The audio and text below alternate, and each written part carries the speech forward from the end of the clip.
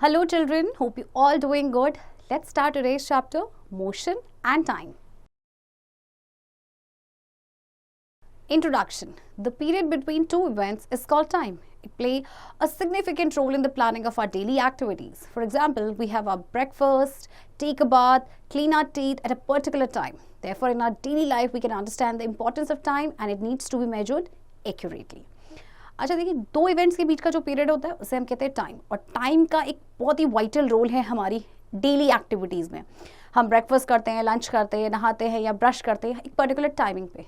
सो time कितना important है and इसको एक्यूरेटली मेजर करना भी उतना ही ज़रूरी है. Measurement of time. As we know, time is very important for us in our day-to-day activities. Time is a physical quantity. It can be measured. The earth completes one rotation in 24 hours. Rotation happens regularly over and over again. That is why the sun rises, changes its position during the day and finally sets. Perhaps the position of sun was the earliest method of telling time. देखिए, time आपकी एक physical quantity है जिसको major किया जा सकता है. अर्थ अपना एक रोटेशन 24 आवर्स में कंप्लीट करती है. सन राइज होता है, देन वो सेट होता है, तो एक दिन में अपनी पोजीशन को चेंज करता है, राइट. तो ये सन जो था, ये पहले के टाइम पे अर्लीस्ट मेथड था. सन की पोजीशन को देख के टाइम का पता लगाया जाता था. The units of time. Second is the smallest unit of time. It is equal to 1/86,400th part of the solar day. The period between two successive noons taken as unit of time is called a solar day or a day. A solar day is divided into 24 equal parts and each part is called an hour. 1 hour is divided into 60 equal parts and each part is called a minute. Further, 1 minute is divided into 60 equal parts and each part is called a second. देखिए, जो दो successive Nunes के बीच का time होता है वो solar day होता है. सोलर डे को फिर आपका 24 आवर्स में डिवाइड किया गया है और 24 आवर्स में आपके जो 24 जो इक्वल आपके पार्ट्स हैं वो 1 आवर के हैं. फर्दर आपका जो 1 आवर है वो आपको डिवाइड किया गया है 60 इक्वल पार्ट्स में, जिसे मिनट कहते हैं. एंड देन फर्दर 1 मिनट को 60 इक्वल पार्ट्स में डिवाइड किया गया है, जिसे कहते हैं seconds. One solar day is equals to 1 solar day और 1 day is equals to 24 hours. 1 hour is equals to 60 minutes, 1 minute is equals to 60 seconds. ये आप सभी को पता होगा. अब 1 सोलर डे या 1 डे में कितने सेकंड्स होंगे? 86,400 seconds. 1 year is equals to 365 days. 1 decade is equals to 10 years. 1 century is equals to 10 decade और 100 years. एक सेंचुरी का मतलब होता है 100 साल या उसे 10 decade भी कह सकते हैं. 1 millennium is equals to 10 centuries or 1000 years. Maharaja Jai Singh too was a great astronomer, mathematician and architect of his time. He was born in 1686 in Rajasthan. At the age of 15, he was honored with the title of Savai. Savai means 1 and quarter. He built the Jantar Mantars, which are located in Ujjain, Varanasi, Jaipur and Delhi. One at Mathura does not exist anymore. He designed 3 major instruments for Jantar Mantar. These are Samrat Yantra, Ram यंत्र and Jayaprakash. महाराजा जय सिंह जो थे ये एक बहुत ही great astronomer, mathematician और architect थे अपने टाइम की. तो इन्होंने जंतर मंतर को बनाया था जो कि आपके उज्जैन, वाराणसी, जयपुर और दिल्ली में. एक मथुरा में भी था बट वो अब एग्जिस्ट नहीं करता. तो उन्होंने 3 मेजर इंस्ट्रूमेंट्स जो थे इंस्ट्रूमेंट डिज़ाइन किए थे जंतर मंतर के लिए. वो थे आपके, एक तो था आपका सम्राट यंत्र, एक राम यंत्र और एक था जयप्रकाश सम्राट. Samrat Yantra is basically huge sundial. Its accuracy is up to half a minute. The time indicated by sundial is fairly correct. However, these cannot be used after sunset. जो सम्राट यंत्र है आपका, ये आपका जो बड़ा सा सनडायल है उसे कहा गया है. इसकी एक्यूरेसी आपकी हाफ मिनट तक की रहती है एंड जो टाइम इंडिकेट करता है वो काफ़ी करेक्ट होता है, जो सनडायल करेक्ट करता है. बट एक सनसेट के बाद इसे यूज़ नहीं किया जा सकता. Activity 10.1. Take a long pole and 1 measuring tape. Fix this pole in the vertical position in an open place or park in the early morning. The pole should be far away from buildings. Observe the shadow of pole and measure the length of shadow with the help of tape in the morning. Measure length of shadow at noon and in the afternoon also. आपको एक लंबा सा पोल लेना है और एक measuring tape लेना है. इसको आप वर्टिकल पोजीशन में किसी भी ओपन प्लेस पे, लाइक आपका पार्क है या गार्डन जो भी है, आप उसमें आप उसको प्लेस कर देंगे अर्ली मॉर्निंग. फिर पोल जो है आपके बिल्डिंग से दूर होना चाहिए. फिर आप पोल की शेडो को ऑब्जर्व करेंगे, उसकी लेंथ को आप ऑब्जर्व करेंगे टेप की हेल्प से. फिर आप देखेंगे कि जो शेडो की लेंथ नून में और आफ्टरनून में कितनी है. अब जैसे आप यहाँ पे देख सकते हैं सन की पोजीशन में, देखिए ये आपकी पोजीशन है आफ्टरनून में, दिस इज नून, और ये आपकी पोजीशन है यानी कि जो शेडो की पोजीशन है मॉर्निंग में. We find that the length of shadow is the maximum in the early morning. As the sun rises high in the sky, the length of shadows decrease. Minimum shadow length is at noon. The length or shadow starts increasing as the sun moves down in the sky. तो यहाँ से आप देख सकते हैं सबसे ज़्यादा आपकी जो लेंथ मैक्सिमम थी आपकी मॉर्निंग में, और नून में जब आपका सन जो एकदम आपके ओवरहेड था उस टाइम पे शेडो आपकी कम थी, यानी छोटी थी. However, it doesn't work after sunset or on cloudy days. देखिए सनडायल को टाइम मेजर करने के लिए यूज़ किया गया था. जो लेंथ या जो डायरेक्शन होती है किसी भी ऑब्जेक्ट की शेडो की, वो चेंज होती है सन की पोजीशन के साथ. तो जो इंक्रीज या डिक्रीज होता है आपके शेडो की लेंथ में दिन के टाइम पे, आपका सनडायल की हेल्प से फिर मेजर किया जाता है टाइम. लेकिन सबसे बड़ी कमी इसकी यही है कि इसको सनसेट के बाद आप ये काम नहीं करता, ना ही क्लाउडी डेज में, क्योंकि क्लाउडी डेज में आपका क्या होता है कि आपका सन होता ही नहीं है. सो इसको मेजर कैसे करेंगे फिर, जब सन की पोजीशन ही नहीं चेंज होगी तो फिर ना शेडो बनेगी ना ही टाइम का पता चले. Some historical sundials still exist in India. One dial is at Jantar Mantar in Delhi. The sundial of Delhi was built by Maharaja Jai Singh II of Jaipur. The largest sundial in Jaipur still works and can measure time up to an accuracy of 2 seconds. आपके कुछ historical सनडायल्स अभी भी आपके exist करते हैं, जैसे जंतर मंतर आपका दिल्ली में जो है, ये भी आपका एक सनडायल है. इसको महाराजा जय सिंह ने बनाया था, सेकंड जयपुर के. और जो लार्जेस्ट सनडायल है आपका ये जयपुर में, और ये काफ़ी, ये आपकी 2 सेकेंड्स तक की एक्यूरेसी को ये मेजर कर सकता है. सैंड क्लॉक और hour glass. It works on the principle that all sand from the upper chamber falls into the lower chamber in a fixed amount of time. This fixed amount of time is the unit in which time is measured. अच्छा देखिए sand clock में क्या होता है कि sand यहाँ पे रखी जाती है एंड देन सैंड ऊपर वाले चेंबर से वो लोअर चैम्बर पे जाती है एक फिक्स्ड अमाउंट ऑफ टाइम में. तो इस तरह से टाइम को मेजर किया जाता था. Star and constellation. At night, the position of well-known stars or their groups changes after fixed intervals of time.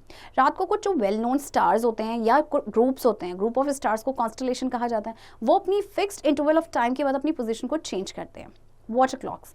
Water clocks were among the earliest timekeepers that didn't depend on the observation of celestial bodies. These were stone vessels with sloping sides that allowed water to drip at a nearly constant rate from a small hole near the bottom. Other type was of cylindrical or bowl-shaped conceivers designed to slowly fill with water coming in at a constant rate. Markings on the inside surfaces measured the passage of hours as the water level reached them. Water clocks सबसे पहले के आपके time keepers है जो कि आपकी celestial bodies की observation पे डिपेंडेंट नहीं थे, यानी कि ना तो ग्रुप, ना तो आपके स्टार्स पे डिपेंडेंट थे, ना ही सन की पोजीशन पे डिपेंडेंट थे. तो ये आपके स्टोन वेसल्स होते हैं, इनमें स्लोपिंग साइड्स होती है जिसमें आपका वाटर ड्रिप करता था कांस्टेंट रेट पे, एक छोटा सा होल होता था बॉटम में. तो जो दूसरा टाइप था आपका वो था सिलेंड्रिकल या बोल शेप कंसीवर, जो डिज़ाइन किया गया था कि वो स्लोली फिल करे वाटर को एक कॉन्स्टेंट रेट से जो उसमें आ रहा है. Another type consists of a metal bowl with a hole in the bottom. When placed in a container of the water bowl, would fill and sink in certain time. दूसरा तरह का आपका एक मेटल बोल था जिसके बॉटम में whole था. तो जब इसको किसी कंटेनर में रखा जाता था, आपके कंटेनर ऑफ वाटर में, तो जो बोल है वो भर जाता था एंड देन वो कुछ सर्टेन टाइम में वो सिंक हो जाता था. Modern devices for measurement of time. Pendulum. Clocks that measure time accurately could be made only after the invention of the pendulum. Galileo Galilei, who's an Italian scientist, he discovered the principle of the pendulum. अच्छा, Galileo Galilei एक Italian scientist थे और उन्होंने pendulum का जो principal था उसको discover किया था. तो एक्यूरेटली जो टाइम को मेजर किया गया, क्लॉक्स जो टाइम को एक्यूरेटली मेजर की गई थी, उनमें पेंडुलम का यूज़ किया गया था. A pendulum consist of weight tied to a string and other end of the string is tied to a support. When it is given small push, the pendulum makes to and fro movements about its position of rest. This type of motion is called oscillation. The time taken by a pendulum to complete one oscillation is called its time period. Galileo found that time period for one oscillation can be changed by changing the length of the string. अच्छा, pendulum में आपका क्या होता है कि एक wait आपका Tide होता है एक स्ट्रिंग से, और दूसरे एंड में जो स्ट्रिंग होती है वो एक सपोर्ट से टाइड होती है, और जब उसको हल्का सा पुश करते हैं तो ये टू एंड फ्रो मूवमेंट्स कहते हैं, तो जिसे कहा जाता है ऑसिलेशन. टाइम जो एक पेंडुलम लेता है एक ऑसिलेशन को कंप्लीट करने के लिए, उसे कहा जाता है उसका टाइम पीरियड. तो गैलीलियो ने देखा कि जो टाइम पीरियड एक ऑसिलेशन का, उसको हम चेंज कर सकते हैं अगर हमने जो स्ट्रिंग की लेंथ को चेंज कर दिया, यानी उसको इंक्रीज या डिक्रीज कर दिया. तो a pendulum of about 25 centimeter length takes exactly 1 second for one oscillation about its position of rest. एक पेंडुलम जिसकी लेंथ है 25 सेंटीमीटर। ओके, वो एग्जैक्टली एक ऑसिलेशन के लिए आपका 1 सेकेंड लेती है। The pendulum in a clock swings repeatedly under the action of a wound up spring and controls the movement of its hand. This is the technological application of the scientific principle of the periodic movement of a pendulum. Activity 10.2. Objective: to measure the time period of the pendulum. Make a pendulum by hanging a weight from a string. The hanged weight is called the bob of the pendulum. Take a stopwatch, push the bob to the right or left by a distance equal to or less than 10% of the length of the pendulum and release it. Start your stopwatch as the bob passes through its rest position. Allow the bob to swing through 25 complete oscillations and stop the stopwatch at the end of the 25th oscillation. After that, divide the time on the stopwatch by 25. You will find the time period of pendulum. If we increase the length of the string and measure the time period again, time period will be increased. देखिए, आपको एक pendulum बनाना है, एक wait को hang करना है अपने string से, और जो आपका हैंग वेट होता है ना, उसे कहते हैं बॉब ऑफ द पेंडुलम। फिर आपने क्या करना है, एक स्टॉप वॉच लेनी है, बॉब को हल्का सा पुश करना है, राइट या लेफ्ट, किसी भी साइड आप कर सकते हैं। फिर अपनी स्टॉप वॉच को स्टार्ट करना है और बॉब आपका जो इसकी रेस्ट पोजीशन से आपका पास करेगा। फिर आप देखेंगे कि जो बॉब है उसको आपने 25 कंप्लीट ऑसिलेशंस पूरे करवाने, लाइक ये जो टू एंड फ्रो मोशंस है, और जैसे ही 25th ऑसिलेशन होगा कंप्लीट आपका, आप स्टॉप वॉच को बंद कर देंगे। इसके बाद आप क्या करेंगे, टाइम को डिवाइड कर देंगे स्टॉप वॉच पे बाय 25, तो आपको पेंडुलम का टाइम पीरियड मिल जाएगा। अगर आप स्ट्रिंग की लेंथ को बढ़ा देंगे तो टाइम पीरियड अगेन आपका क्या हो जाएगा, इंक्रीज हो जाएगा। Wrist watch, it does not have a pendulum. It has a balance wheel which serves the same purpose as pendulum. It works on a different principle. These watches have the crystals or the substance called quartz. This crystal can vibrate very fast and at a very precise rate. अच्छा, जो आपकी wrist watch होती है इसमें तो कोई pendulum नहीं होता, बट इसमें बैलेंस्ड व्हील होता है जो कि सेम पर्पस सर्व करता है जो एक पेंडुलम का होता है। ये डिफरेंट प्रिंसिपल पे काम करता है। इन वॉचेस में क्रिस्टल्स होते हैं एक सब्सटेंस की, जिसे कहा जाता है क्वार्ट्ज। तो ये जो क्रिस्टल होते हैं बहुत ही फास्ट वाइब्रेट करते हैं, बहुत ही प्रिसाइज रेट पे। These vibrations are used to measure time accurately. A quartz clock is much more accurate than a pendulum clock. तो इनकी जो वाइब्रेशन होती है ना, इनको मेजर किया जाता है टाइम को एक्यूरेटली मेजर करने के लिए। एंड क्वार्ट्ज क्लॉक जो होती है ये आपकी ज़्यादा एक्यूरेट होती है then a pendulum clock. Stop watches. A clock or a wrist watch cannot be used to measure short time intervals accurately. They are used to measure long time intervals. For short time intervals, stopwatch is used. It is improved form of a wrist watch. It can be started or stopped by pressing a button and measures time up to 1/10 of a second. Some digital watches can also be used as stopwatch. Digital watches do not have hour, minute or second hands. They display time in digits only. अच्छा, stopwatch आपने देखी होगी। देखिए, clock या wrist watch है वो बहुत short time interval को एक्यूरेटली मेजर नहीं कर सकते। ओके, ये लॉन्ग इंटरवल्स, आपके जो लॉन्ग टाइम इंटरवल्स होते हैं उनको मेजर करते हैं। तो शॉर्ट टाइम इंटरवल्स के लिए स्टॉप वॉच का यूज़ किया जाता है। इसको आप क्या कर सकते हैं, स्टार्ट कर सकते हैं या स्टॉप कर सकते हैं। जस्ट एक आपके बटन को प्रेस करना होता है और ये 1 सेकेंड का 1/10 जो पार्ट होता है इसको मेजर कर सकते हैं। कुछ डिजिटल वॉचेस को भी यूज़ किया जाता है as stop watch. Digital watch देखिए, आपकी ये डिजिटल वॉच है ना, ये टाइम को डिस्प्ले करते हैं डिजिट्स में। Atomic age of time. Most of the modern life depends on accurate time. Many technologies have become dependent on accurate time. Atomic clocks have been developed which are accurate up to 1/10,000 of a second. Examples are cesium atom clock, hydrogen and atom clock. These clocks work on the principle of vibrations of atom. अच्छा, आप देखिए जो बहुत सारी technologies आ गई हैं, okay, अब इससे जो है मोर एक्यूरेट टाइम को मेजर किया जा सकता है। एटॉमिक क्लॉक्स इस तरह से डेवलप की गई हैं कि वो उनकी एक्यूरेसी होती है up to 1/10,000 of a second. इसके एग्जांपल्स हैं आपके, जैसे कि है आपका सीजियम एटम क्लॉक या फिर हाइड्रोजन एटम क्लॉक। और ये सारे जो वाइब्रेशंस होता है एटम का, उसके प्रिंसिपल पे काम। Motion, we can experience motion from our daily life. A tree is fixed at a place, so we say that it is stationary. Similarly, house, school, electric poles are all stationary objects which remain fixed at a place. On the other hand, men, animals, birds, cars, buses, trains, etc. do not remain stationary all the time. They move from one place to another. For example, a man moves when he walks along a road. A bird moves when it flies in the sky. Similarly, a car or bus moves on a road. A train moves on the track. This type of movement is called motion. अच्छा देखिए, एक जैसे tree अपनी position पे fixed होता है, तो मतलब वो क्या है, स्टेशनरी है, रेस्ट की पोजीशन पे. जैसे आपका हाउस है या स्कूल है या इलेक्ट्रिक पोल्स है, ये सारे आपके स्टेशनरी ऑब्जेक्ट्स हैं जो एक जगह पे आपके फिक्स्ड रहते हैं. जबकि अगर आप देखेंगे बस को या कार को या किसी ह्यूमन बीइंग को, वो मूव करते रहते हैं एक जगह से दूसरी जगह, तो ये आपके मोशन में रहते हैं. Motion is a state or condition of a body during the time in which it changes its position with respect to a fixed time. Motion का मतलब क्या है कि किसी भी बॉडी का स्टेट या कंडीशन during the time जिसमें अपनी पोजीशन को चेंज करते हैं with respect to a fixed point. The initial point from which a body starts moving is called reference point. For example, a school in a village is 2 kilometers north of the railway station. We have to specify the position of the school with respect to the railway station. In this example, railway station is a reference point. तो देखिए, कोई जो initial point होता है जहाँ से कोई body start करती मूव करना, that is called reference point. जैसे एग्जांपल दिया है कि एक स्कूल जो है गांव में वो 2 किलोमीटर है नॉर्थ में रेलवे स्टेशन के, तो हमें स्पेसिफाई करनी पड़ेगी पोजीशन किसकी, स्कूल की, with respect to the railway station. तो इस एग्जांपल में reference point is railway station. We also know from our everyday life that the same body may seem moving from one person and at rest for other person. For example, to the passenger in a moving car, trees, building and the people on the road side seem to be moving backward. However, to the people standing on the roadside, the car and its passengers are moving in the forward direction.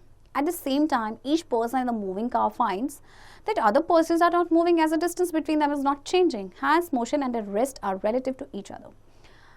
देखिए, कुछ daily life में आप देखते हैं कुछ लोग आपको move करते हुए नजर आएंगे, कुछ पर्सन आपको रेस्ट पे नजर आते हैं, है ना. जैसे कि जो पैसेंजर्स हैं आपके मूविंग कार में, ट्रीज, बिल्डिंग्स या जो पीपल है रोड साइड में, उनको लगेगा कि ये पीछे की तरफ जा रहे हैं. ओके, हालांकि जो लोग खड़े हैं रोड साइड में, तो जो कार या उसके जो पैसेंजर्स हैं वो फॉरवर्ड डायरेक्शन में मूव कर रहे हैं. और सेम टाइम पे जो हर पर्सन है मूविंग कार का, वो उसको लगता है कि जो दूसरा पर्सन है वो मूव नहीं कर रहा है, क्योंकि जो डिस्टेंस है उनके बीच का वो चेंज ही नहीं हो रहा. तो इसीलिए मोशन और रेस्ट एक दूसरे के रिलेटिव है. The length of the path travelled by a body in certain interval of time is called the distance. Travel distance in a specified direction is displacement. If the body is thrown vertically upward, after some time it comes back to the same spot. In this case, the displacement is zero, but distance traveled by the body is not zero. अच्छा, जो कोई भी body जो path travel कर रही है, तो जो उसका लेंथ है एक सर्टेन इंटरवल ऑफ टाइम में, उसे कहते हैं distance.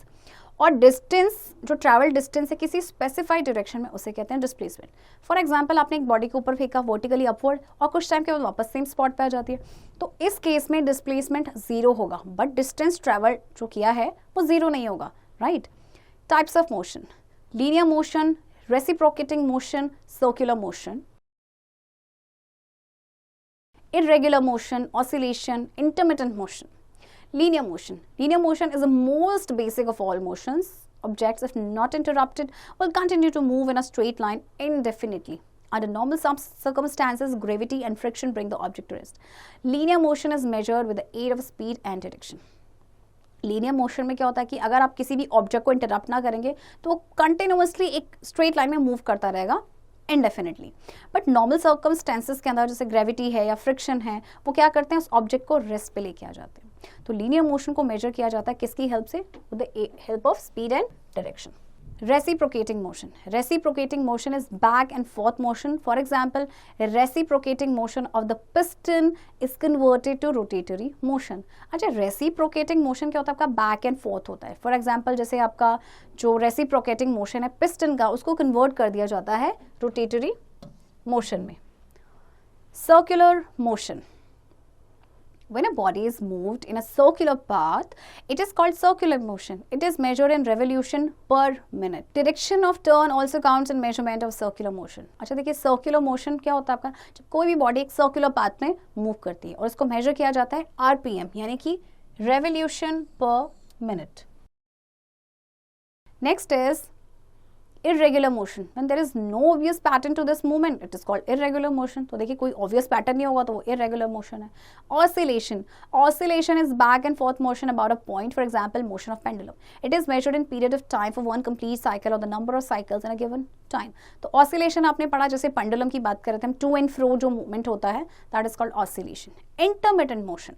Intermittent motion has 15 motions that is start and stop regularly. For example, motion of film reel in cinema projector. तो देखिए आपका इंटरमिटेंट मोशन एक नया तरह का मोशन है. इसमें आपके 15 मोशंस होते हैं जो स्टार्ट एंड स्टॉप होते हैं रेगुलरली. जैसे कि आपका जो मोशन ऑफ फिल्म रील होता है सिनेमा प्रोजेक्टर में, तो वो इसी तरह का मोशन है. Motion of living and non-living bodies. All living bodies possess the capacity to move. They move from place to place as animal or some bacteria in search of food or for survival. They perform different kinds of motion. For example, bigger animals, that is elephant, lion, cow, dog and human beings, etc. use their legs for movement from one place to other. The fish uses its fins and tails to swim. Crawling animals like snakes creep on the ground by twisting their bodies. The birds use their wings to fly in the sky. देखिए जितनी भी living bodies है, हर कोई move करता है. Right एक जगह से दूसरी जगह आपके मूव करते हैं, चाहे एनिमल्स हो, चाहे स्मॉल एनिमल्स हो, चाहे बिग एनिमल्स हो, चाहे ह्यूमन बींग्स हो. बर्ड्स भी आपकी मूव करती हैं. Animal possesses 2 types of movement. Locomotion enables the animals to shift their entire body from place to place. It helps them to escape or move away from predators and to search for food and water. Animals जो हैं 2 तरह के movement show करते हैं. Number 1 is locomotion, जिसमें उनकी पूरी body को वो शिफ्ट करते हैं प्लेस से दूसरी प्लेस में. इससे क्या करते हैं, मतलब कई बार वो खाने की तलाश में जाते हैं, अपने प्रेडेटर से बचने के लिए जाते हैं. Right. In lower animals like cilia, flagella, muscle fibers, joints, feet as well as wings are used for movement, while in bigger animals, fins, feathers, bones and muscles help in locomotion. अब जो आपके lower animals होते हैं, invertebrates होते हैं, वो किसका use करते हैं आपने, जैसे कि feet का या आपके विंग्स का यूज़ करते हैं मूवमेंट के लिए, जबकि बिगर एनिमल्स में आपके फिन्स, फेदर, बोन्स, मसल्स, इन सभी का यूज़ करते हैं वो लोकोमोशन के लिए. Movement of human body parts. Movement of the human body depends upon its muscles that are attached to bones and joints. Since plant is also a living being, some movements can also be observed in plants, such as the growth of leaf towards the sun or a flower closing at night. But movement in plants are not visible because the movements are so small that it cannot be seen by the eye in a short period of time. In flowering plants, there are movements in the organs. The organs movement are slow. The plant movement is further categorized as positive and negative responses. All the roots grow away from light, whereas stems grow towards the light. Human body में जो movement होता है वो depend करता है उनके muscles पे, जो कि बोन्स और जॉइंट्स के साथ अटैच होती हैं. प्लांट भी आपके लिविंग बीइंग है, बट मूवमेंट उनमें भी शो होता है. बट ये नहीं है कि वो एक जगह से दूसरी जगह जाते हैं, बट उनके कुछ पार्ट्स जो हैं वो मूव करते हैं. जैसे लीफ जो है वो सन के तरफ जो है वो मूव करती है, फ्लावर्स नाइट में क्लोज हो जाते हैं. तो जो मूवमेंट होता है प्लांट्स में वो विजिबल नहीं होता, क्योंकि ये बहुत ही स्मॉल होते हैं और इनको शॉर्ट पीरियड ऑफ टाइम में देखा नहीं जा सकता. Non-living bodies need some external source of energy to set them in motion. For example, electric devices such as fans, iron cooler, and mixer can move only when we supply electrical energies. Car, motorcycle, bus, jeep, planes move due to the energy of CNG and petrol. Cricket ball can move only when hit by bat or thrown by someone. अब जो non living bodies होती है उनको किसी external source of energy की ज़रूरत होती है. जैसे कि आपके जो इलेक्ट्रिकल डिवाइसेस होते हैं उनको इलेक्ट्रिकल एनर्जी की ज़रूरत होती है, तभी वो काम करना स्टार्ट करते हैं. राइट. आपके कार, आपका मोटरसाइकिल या बस है, इनको CNG या पेट्रोल की ज़रूरत होती है. जबकि जो क्रिकेट बॉल है आपकी, वो मूव करती है कब, जब उसको बैट से हिट किया जाता है या जब किसी के थ्रू वो थ्रो की जाती है. Features of a moving body. A common characteristic of all the moving bodies that they change their position with time. There must be a reference point to describe the position of a given moving body. तो features क्या है किसी भी moving body के? सबसे पहले जो है कि वो अपनी position को टाइम के साथ चेंज करते हैं, and एक reference point होना बहुत ज़रूरी है किसी भी given moving body की position को describe करने के लिए. For example, in the following figure, we see a car in front of a house at a particular time.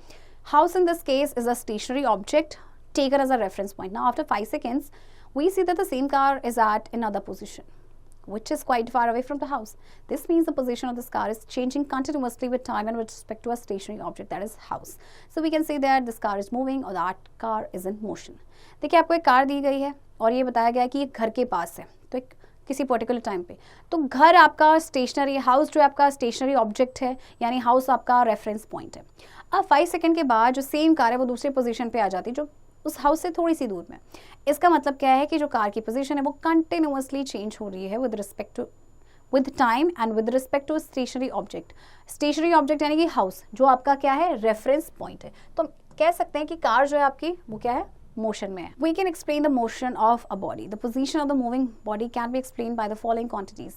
The distance covered by the body from a fixed reference point. The angle which the line joining the body and the origin makes with the reference axis. तो देखिए जो position है किसी भी moving body की उसको explain किया जा सकता है कि बॉडी ने कितना डिस्टेंस कवर किया है एक फिक्स्ड रेफरेंस पॉइंट से, एंड एंगल जो कि आपकी line joining the body and origin आपका बना रहे हैं with the reference axis. We can explain the given points with the help of above figure. Figure represent the direction with O as a reference point and OX as a reference axis. A moving body is at B with respect to the reference point O at some particular time. OB represents the distance which is 4 meters from the reference point. Furthermore, OB makes an angle of 45 degrees with the reference axis OM extending in the eastern direction. Thus, we can see that the body is located at a distance of 6 meters from the reference point, 45 degrees east of north. तो देखिए इसमें क्या है, आपका एक moving body है आपका, जो आपके लास्ट पेज में आपको डायग्राम दिया गया था, बार ग्राफ दिया गया था. मूविंग बॉडी आपकी बी और रेफरेंस पॉइंट है आपका ओ किसी पर्टिकुलर टाइम पे. ओ बी जो है वो डिस्टेंस को रिप्रेजेंट कर रहा है which is 4 meter okay from the reference point. इसके बाद ओ बी जो है एक एंगल बना रहा है 45 डिग्री का with the reference axis which is O M, जो कि ईस्टर्न डायरेक्शन में आपका एक्सटेंड हो रहा है. तो हम कह सकते हैं कि जो बॉडी है वो कहाँ पे लोकेटेड है, 6 मीटर के डिस्टेंस पे from the reference point and 45 degree east of north. Uniform and non-uniform motion. We can understand the uniform and non-uniform motion of the body with the help of given example. See, आपको एक example दिया गया है. Time देखिए 1, ये आपके इस minute में है. डिस्टेंस कवर्ड देखिए इक्वली आपका डिस्टेंस जो है इंक्रीज हो रहा है. A motorcycle is moving on a straight road. Distance covered in first minute is 10 meter. पहले मिनट है उसमें उसने कितना डिस्टेंस कवर किया, 10 meter. Similarly the distance covered in second minute is 10 meter, that is 10 plus 10 minus 10 is equal to 10 meter. Similarly, the distance covered in each subsequent minute is 10 meter. अब next में उसने कितना किया है, देखिए 2 minute में उसने कितना किया है, 20 minus 10 आपका कितना हो जाएगा, 10 मीटर. यानी कि डिस्टेंस उसने हर मिनट में कितना कवर किया है, 10 meter. We can say the motorcycle is covering equal distances in equal intervals of time, that is a body is in uniform motion. तो देखिए आपकी जो मोटरसाइकिल है ये इक्वल डिस्टेंस को कवर कर रही है इन इक्वल इंटरवल्स ऑफ टाइम, यानी कि जो बॉडी है वो आपकी यूनिफॉर्म मोशन में. A body has a uniform motion if it travels equal distances in equal intervals of time, no matter how small these time intervals may be. In other words, the direction of motion and the speed of a body in uniform motion do not change. देखिए जो direction होता है motion का या जो speed होती है body की यूनिफॉर्म मोशन में वो चेंज नहीं होती. In case we plot a graph of the distance versus time we get a straight line. और जब अगर हम ग्राफ प्लॉट करेंगे ना डिस्टेंस और टाइम का, तो हमें कैसे मिलेगी, हमें हमेशा एक स्ट्रेट लाइन मिलेगी. A body is said to be non-uniform motion if the speed of the body doesn't remain constant. For example, if you drop a ball from the roof of a tall building, we will find that it covers unequal distances in equal intervals of time. Another example of this non-uniform motion is a motorcycle traveling in a straight line but slowing down from time to time because of the traffic. From this example, we can see that the motorcycle travels different distances in different time intervals.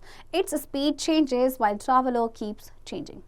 अच्छा देखिए, एक body को non uniform motion में कब कहा जाता है कि अगर जो बॉडी की स्पीड है वो कांस्टेंट नहीं रहती. जैसे कि अगर एक बॉल को आप लंबी सी टॉल बिल्डिंग है उसकी रूफ से ड्रॉप करेंगे तो वो अनइक्वल डिस्टेंस को कवर करेगा इक्वल इंटरवल्स ऑफ टाइम में. दूसरा एग्जांपल है आपका कि जो मोटरसाइकिल आपकी स्ट्रेट लाइन में तो ट्रैवल कर रही है बट वो time to time slow down हो जा रही है क्यों, ट्रैफिक की वजह से.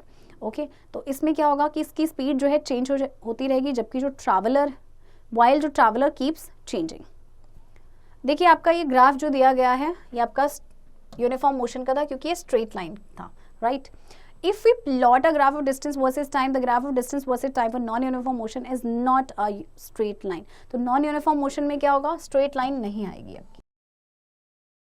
Speed, if a car is running slow, we say that its speed is slow, and if a car is running fast, then we can say that its speed is high fast.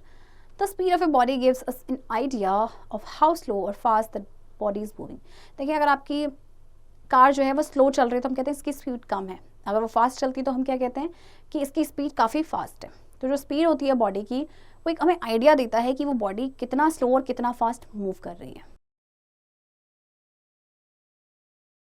This speed is a distance traveled by a body in unit time interval. Speed is equals to distance by time. देखिए speed आपका हमेशा होगा distance upon में time, right. अब आपको जैसे speed निकालना है, आपको डिस्टेंस दिया गया है, speed 100 kilometres a distance and 4 hours a time. जब आप इसे सॉल्व करेंगे तो 25 किलोमीटर पर आवर आएगा, यानी कि आपकी स्पीड है। If a body is moving at a variable uniform speed, that speed is equals to total distance travelled upon total time taken. अगर कोई बॉडी जो है वो वेरिएबल यूनिफॉर्म स्पीड से अगर आपकी मूव कर रही है तो फिर हम क्या करेंगे, ये टोटल डिस्टेंस उसने कितना कवर किया है वो लेंगे upon total time taken. Speed can be calculated by dividing the distance covered by the time in which the distance is covered. The above given formula for calculating speed has 3 quantities in it: speed, distance travel and time taken. If we are given the values of any 2 quantities, then the value of third quantity can be calculated by using this formula. अच्छा, अब आपकी formula देखिए, इसमें 3 आपकी quantities है, speed, distance and time. अब इन 3 में से कोई भी 2 क्वांटिटीज आपको पता है तो आप थर्ड क्वांटिटी को फाइंड कर सकते हैं यूजिंग दिस फॉर्मूला। सो अब देखिए, कुछ ये स्पीड दे रखी है, कुछ एवरेज स्पीड्स हैं, जैसे एवरेज स्पीड ऑफ रैट और walking man. This is the average speed. Units of speed, standard units of speed is meter per second और meter per second. If distance is very small then the unit is centimeter per second. If we want to know the speed of tiny creatures like ant or earthworm etc., then speed is expressed in centimeter per second. If the distance is very large, then unit is expressed in kilometer per hour. For example, if a train has covered a distance of 20 kilometer, then the speed is expressed in kilometer per hour. अच्छा देखिए, standard unit जो speed की होती है वो होती है metre per second. आप चाहे ऐसे लिखें या इस तरह से लिखें। अगर डिस्टेंस बहुत छोटा है तो उसकी स्पीड को फिर क्या करेंगे, जो स्पीड का जो यूनिट होगा वो आपका आएगा किस में, सेंटीमीटर पर सेकेंड और दिस। और डिस्टेंस अगर बहुत ज़्यादा है, राइट, तो उसकी स्पीड को मेजर किया जाएगा किलोमीटर पर आवर में। The speed of a running car is shown by an instrument called speedometer, which is fixed in the car. The speedometer gives the speed in kilometer per hour. The distance traveled by a car is measured by another instrument called odometer. Speedometer जो instrument होता है वो किसी भी vehicle की speed को major करता है, जबकि जो ओडोमीटर है वो ये शो करता है कि कितना डिस्टेंस ट्रैवल किया है। The distance from Delhi to Kanpur is 510 kilometer. A car takes 6 hours to cover the distance from Kanpur to Delhi. At which speed does it travel. देखिए, आपको डिस्टेंस गिवन है, distance is 510 kilometer, okay, and आपको दिया कि car ने कितना टाइम लिया है, time taken is 6 hours, and you have to find at what speed does it travel, कितनी स्पीड में वो ट्रैवल कर रहा था। स्पीड आपका होता है, you know that, distance upon में टाइम। तो 510 अपॉन 6 एंड ये आपका हो जाएगा 85 किलोमीटर पर आवर। ये आपकी स्पीड होगी। एग्जाम्पल 2 की प्रैक्टिस आप खुद से करेंगे, इसमें आपको टाइम निकालना है। एग्जाम्पल 3, इसकी प्रैक्टिस भी आप खुद से करेंगे। इसमें आपको देखिए डिस्टेंस आपको निकालना है, आपको टाइम गिवन है, आपको स्पीड गिवन है। This is speed and this is time and you have to find distance. Kinds of speed. Uniform speed. When a body covers equal distance in equal intervals of time, the body is said to be moving with uniform speed.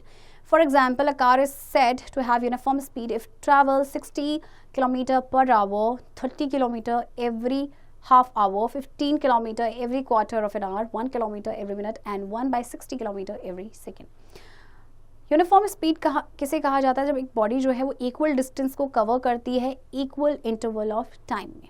जैसे कि car की uniform speed है, अगर वो 60 kilometre per hour travel करती है, okay, 30 kilometre हर आधे घंटे में ट्रैवल कर रहा है, 15 किलोमीटर एक आवर के क्वार्टर में, और 1 kilometre every minute and 1/60 kilometre every second. Non uniform speed, when a body covers unequal distance in equal intervals of time, the body is said to be moving with the non-uniform speed.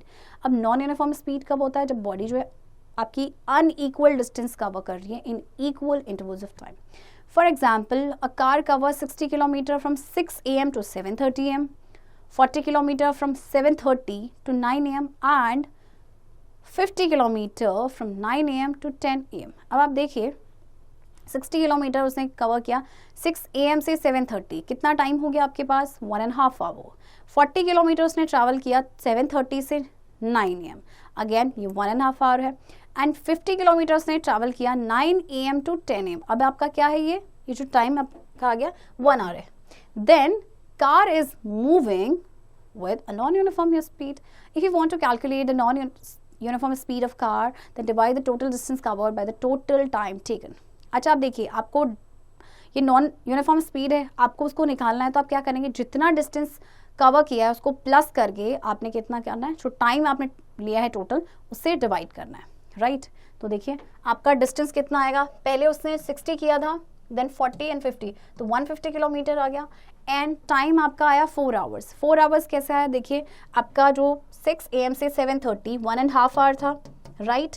फिर 7:30 से 9 1.5 our था, ये आपका हो गया 3 our, and 9 AM to 10 AM आपका 1 our था, तो टोटल टाइम कितना हो गया आपका 4 आवर। और फिर इसके बाद आप एवरेज स्पीड को कैलकुलेट कर सकते हैं। Activity 10.3 Object to find the speed of different boys by making them run the same distance. Measure 4 sides of the ground with the help of measuring tape. At all the lengths of 4 sides, record the total length of the perimeter of the ground. देखिए इसमें क्या करना है, different boys की speed को major करना है, find करना है। तो 4 साइड्स हैं, जैसे कि ग्राउंड के 4 साइड्स है, उसको मेजर करना है मेजरिंग टेप की हेल्प से। जितनी भी जो लेंथ है चारों साइड्स की, इसकी लेंथ जो है हम प्लस कर लेंगे, जैसे कि पैरामीटर आ जाएगा ग्राउंड का। Take 1 stop watch and 1 whistle. Call 4 or 5 boys and name them A, B, C, D, and E. Ask boy A to run along the ground on signal of your whistle. Now hold the stopwatch in your right hand and a handkerchief in your left hand. Give the signal with whistle and handkerchief and start the stopwatch. When boy A completes one route, stop the stopwatch. Record the time and then find the speed by dividing the distance with time. Repeat the same with other boy B, C, D, and E. Record the time in each and every case and calculate the speeds of all the boys. देखिए आपको 4 या 5 boys को ले सकते हैं, उनको नाम दे देना है A, B, C, D and E। Stop watch और विसल लेनी है। अब जैसे बॉय ए को आप बोलेंगे कि वो ग्राउंड में रन करे, ओके, आप उसको सिग्नल करेंगे अपनी विसल से। फिर स्टॉप वॉच को जैसे ही वो स्टार्ट करेगा, अपने स्टॉप वॉच को स्टार्ट करना अपने राइट हैंड में और हैंकरचीफ को रखना है लेफ्ट हैंड पे। फिर उसको सिग्नल देना है विसल के साथ एंड हैंकरचीफ के साथ कि स्टॉप वॉच, और फिर स्टार्ट करना है अपने। फिर जब वो एक राउंड कंप्लीट कर लेगा, स्टॉप कर देना स्टॉप वॉच को, टाइम को रिकॉर्ड करना है एंड फिर उसके बाद स्पीड को आप क्या करेंगे, फाइंड करेंगे जब आप डिस्टेंस को डिवाइड करेंगे टाइम से। और फिर सेम जो प्रोसेस है आपने B, C, D एंड चारों बॉयज़ है ना उनके साथ रिपीट करना है। Velocity. Velocity of an object is its speed in a particular direction. It is also measured like speed but with direction. Velocity is equals to displacement upon time. देखिए velocity जो होती है ना किसी भी ऑब्जेक्ट की, वो उसकी स्पीड होती है but in a particular direction. इसको भी स्पीड की तरह नापते हैं बट इसमें डायरेक्शन होता है आपका। वेलोसिटी का आपका फॉर्मूला है डिस्प्लेसमेंट अपॉन में time, acceleration. When we sit in a car and its speed is increasing, we say that the car is accelerating. It can be defined as a rate at which a speed is changing in a given time. Acceleration can also be negative, that is when speed is decreasing. Then it is called deceleration. Acceleration is equals to final speed minus initial speed upon time between final and initial speed. देखिए acceleration क्या होता है, जैसे कि आप car में बैठे हैं और उसकी स्पीड इंक्रीज हो रही है तो हम कहेंगे कि जो कार है वो एक्सेलरेट हो रही है। इसको और कैसे डिफाइन किया जा सकता है कि rate at which speed is changing in a given time. तो एक्सेलरेशन आपकी नेगेटिव भी हो सकती है जब आपकी स्पीड डिक्रीजिंग होती है, तो इसे कहते हैं डी एक्सेलरेशन। तो एक्सेलरेशन का फॉर्मूला आपके पास, फाइनल स्पीड में से इनिशियल स्पीड को माइनस करते हैं एंड जो फाइनल और इनिशियल स्पीड के बीच का जो टाइम होता है उसे हम लेते हैं। Points to remember, Galileo, an Italian scientist, discovered the principle of pendulum. Sand clock, it is also called hourglass, works on the principle that all the sand from the upper chamber falls into the lower chamber in a fixed amount of time. Stopwatch is used to measure short time intervals. Now digital watches are also used for same purpose. When a body covers equal distances in equal intervals of times, it is said to have uniform motion and uniform speed. When the position of a body changes continuously with respect to time and its surroundings, the body is said to be in motion. The graph of distance versus time for uniform motion is a straight line. Remember that. Children, I hope आपको ये chapter समझ आया होगा और इस chapter की practice अब आप खुद से करेंगे।